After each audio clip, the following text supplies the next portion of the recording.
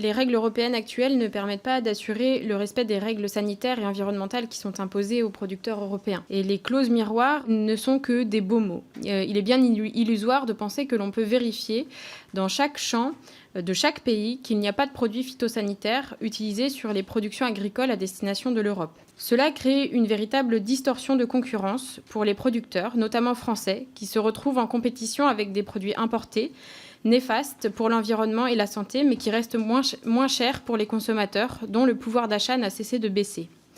Cette résolution vise donc à ce que la France milite au niveau de la Commission européenne pour mettre en place des contrôles plus efficaces sur ces importations. Permettez-moi d'émettre des doutes quant à la volonté politique de la Commission européenne de cesser l'importation de produits qui ne correspondent pas aux normes environnementales européennes. Au Canada, 6 hormones destinées à accélérer la croissance des bœufs et autres bovins sont autorisées. Cela n'a pas empêché la Commission européenne d'élaborer un traité de libre-échange avec le Canada, le fameux CETA. L'usage d'hormones de croissance est pourtant interdit par l'Union européenne depuis 1988.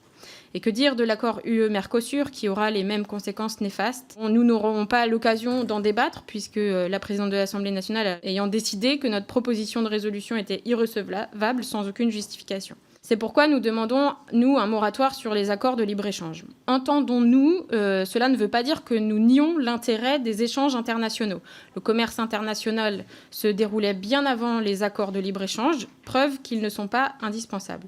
Ce que nous remettons en question, c'est le fait d'échanger des produits de consommation avec des produits alimentaires, alors que l'alimentation correspond à un bien qui ne peut répondre à une logique de marché.